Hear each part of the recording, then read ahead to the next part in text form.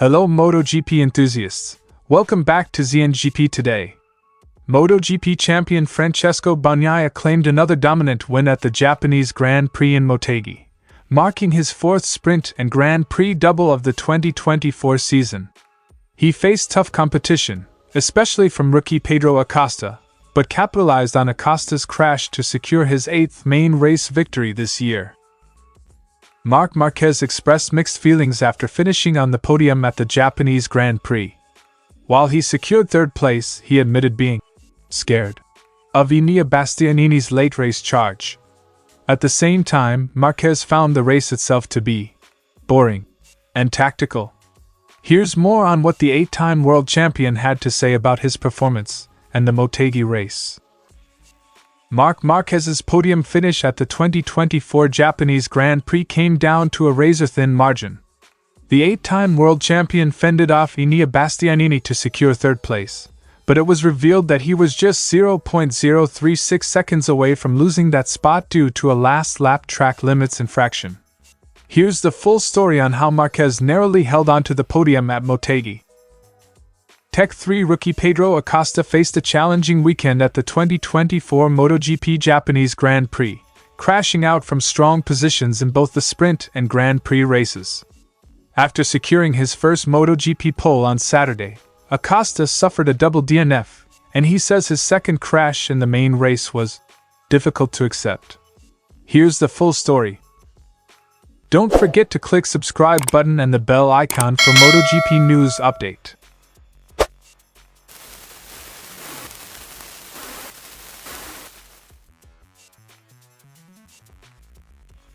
Francesco Bagnaia started strong in Sunday's Grand Prix, but Tech 3 rookie Pedro Acosta, who started from pole position, pushed hard in the early stages. Bagnaia had to fight off Acosta's attempts to retake the lead, but Acosta ultimately crashed out, allowing Bagnaia to maintain control. "I had to push harder in the opening laps because Pedro was closing in. When he was within 0.5 seconds, it became tough to manage the front, and I think he was trying to overtake. But it wasn't easy, and eventually, I realized he had crashed when my team updated me that Jorge Martin was now behind." Quote from Francesco Bagnaia. After Acosta's crash, Bagnaia's attention turned to Jorge Martin, who began to close the gap in the latter stages of the race. At one point, Bagnaia's lead, which had stretched to nearly 2 seconds, was cut down as Martin ramped up his pace. Bagnaia admitted that managing the pressure from Martin wasn't easy, especially with his rear tire starting to lose grip, but he had faith Martin was facing similar challenges. "I was controlling the race, but I hoped Jorge was dealing with the same tire issues I had. When I tried to push harder, my rear tire didn't respond as I wanted. It was about staying competitive without losing too much time." Bagnaia highlighted how much better prepared he felt at Motegi compared to the previous round in Indonesia, where he faced difficulties. He described his performance in Japan as an example to follow for the rest of the season. "We worked perfectly from the start of the weekend. Everything went smoothly in the race, and I want to keep this weekend as an example for the rest of the season. My team did a fantastic job, and I'm really happy with how we performed."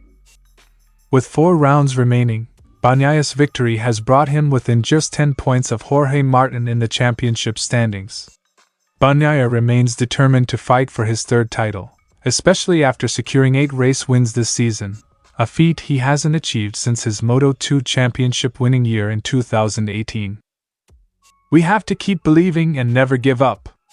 I'll always try to do my best. Winning 8 races in a season is remarkable for me. It's the first time since Moto2 in 2018 that I've done it. Let's keep working and push for the title," Bagnaia concluded. Francesco Bagnaia's lights-to-flag victory at the Japanese Grand Prix has reignited his title hopes, as he now trails Jorge Martin by just 10 points. With 4 rounds left, the battle for the 2024 MotoGP Championship is far from over. Stay tuned for more exciting MotoGP updates. Marquez started from 9th on the grid but quickly worked his way into the top 3 following Pedro Acosta's crash on lap 3. Though Jorge Martin and Francesco Bagnaia had already built a gap, Marquez found himself trying to fend off a hard-charging Enea Bastianini. By lap 10, Bastianini had moved into fourth and was steadily closing in on Marquez. A mistake at turn 1 on lap 14 only heightened the pressure on Marquez. He managed to hold on to his third-place position, finishing just over half a second ahead of Bastianini by the end of the 24-lap race. A boring race, but a tactical race, especially because when I was in that third place, Martin and Bagnaia already opened a gap. I was trying to find a way to reduce that gap, but then when I tried to attack a bit more on the brakes, I made a mistake in turn 1. Then I gave up and focused on controlling Bastianini. He was riding very well, and I was a bit scared in those last laps. Quote from Marc Marquez. Though Marquez admitted to feeling the pressure, he praised his ability to control the situation in the final laps and secure the podium spot. Looking back on the weekend, Marquez pinpointed qualifying as an area where he needed to improve. After 3 consecutive crashes in Q2 during previous races, Marquez was determined to do better at Motegi. He initially claimed provisional pole but had his fastest lap cancelled for exceeding track limits. Despite starting from 9th, Marquez believes that a stronger qualifying position would have given him a better chance to challenge Martin and Bagnaia for the victory. Yeah, of course, when you start in the front, everything is different. But okay, we started in 9th place. On the first lap, we did well, but not perfectly. I missed a bit of acceleration at turn 10 when Jorge overtook me, and then Jack Miller got past me at turn 11, which cost me some time. Our crucial point moving forward is to improve qualifying. It looked like we were able to do that this race, but unfortunately, we were unlucky. Marquez was candid in his assessment of the Japanese GP, describing it as a boring race. However, he acknowledged that the tactical nature of the race kept things interesting in a different way. With Bastianini breathing down his neck and tire degradation coming into play, Marquez had to be strategic to maintain his podium position. Reflecting on his experience at Motegi, Marquez remains focused on improving his qualifying performance in the upcoming races, hoping for better luck in the next round. I was pushing a lot with the front tire because the rear was finished, and I started to take a risk. Even like this, I saw Bastianini reducing the gap, so I was a bit scared. The situation wasn't fully under control, but I felt good. Now it's about improving qualifying for the next race, Marquez concluded. Marc Marquez may have found himself on the podium at Motegi, but his performance was far from straightforward. With pressure from Enea Bastianini and some missteps in qualifying, Marquez is eager to fine-tune his strategy for the next race. Stay tuned as MotoGP heads into the next round, where Marquez will be looking to build on his podium finish in Japan.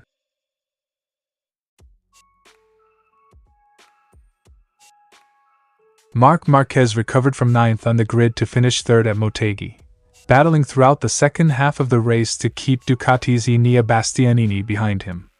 The gap between the two at the finish line was 0.536 seconds, but it could have been much closer. On the final lap, Marquez briefly exceeded track limits at turn 4 while fending off Bastianini. According to MotoGP rules, if a rider exceeds track limits in the final laps and is within 0.5 seconds of a competitor behind them, they must drop a position unless they can show that the mistake didn't give them an advantage. With Marquez finishing just 0.036 seconds inside this threshold, the stewards reviewed the incident.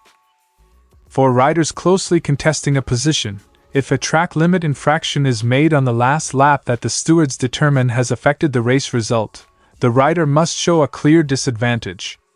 The guideline for closely contesting is that the riders are separated by 0.500 seconds or less at the time of the incident and at the finish line. Quote from the stewards panel. In Marquez's case, he crossed the line 0.536 seconds ahead of Bastianini, just enough to avoid triggering the penalty. If the gap had been 0.036 seconds closer, Marquez would have been forced to give up 3rd place to Bastianini. Brad Binder found himself in a similar situation when he ran beyond track limits while battling Marco Bezzecchi. However, Binder was 0.869 seconds ahead at the finish line, meaning his position was not at risk, as the gap was larger than the 0.5 second limit. Marquez's weekend wasn't without controversy. He initially took provisional pole in qualifying, but his fastest lap was cancelled after he exceeded track limits, dropping him to 9th on the grid.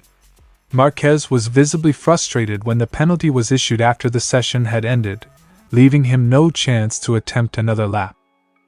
I felt a bit aggrieved after qualifying because the notification of the penalty came after the checkered flag, and I didn't have any time to go for a legal lap. It was frustrating, but we moved on for the race. Quote from Marc Marquez. Race director Mike Webb later explained that a system glitch caused the delay in registering Marquez's penalty, meaning it could not be communicated before the session ended. Marc Marquez may have walked away from Motegi with a podium, but it was a close call. A small infraction on the final lap nearly cost him third place, but with the stewards ruling in his favor, Marquez will now focus on the next race. Stay tuned to see if Marquez can build on his success as the MotoGP season continues.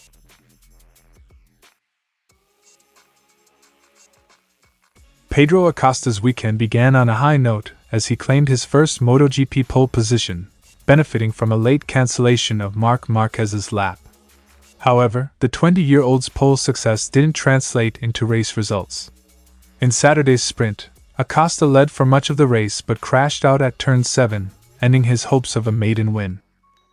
On Sunday, Acosta again looked like a major contender, running second and putting pressure on eventual race winner Francesco Bagnaia. But Acosta's ambitions were dashed when he crashed at turn 14 on the third lap while trying to close the gap to Bagnaia. I was just trying to prepare the way onto the main straight better because I was struggling to get close enough to Pecco, Bagnaia, for an overtake. But it was my mistake. It's difficult to accept, especially after yesterday. Let's try again in Australia. Quote from Pedro Acosta. Despite the back-to-back crashes, Acosta remained optimistic, drawing positives from his pace throughout the weekend. Since the San Marino GP, the young Spaniard has shown a noticeable upturn in form, something he'll be aiming to build on in the upcoming races. We've felt great all weekend. Australia is usually a track where we are quite fast, so let's see what we can do there. The big question will be the asphalt and tires. Tech 3 team manager Nicolas Goyen echoed Acosta's disappointment, but believes the weekend's experience will make the rookie stronger moving forward. Goyen pointed to Acosta's growing confidence and performance as reasons to stay optimistic despite the tough results at Motegi. We really felt like we had everything in our hands to have one of our best weekends of the season.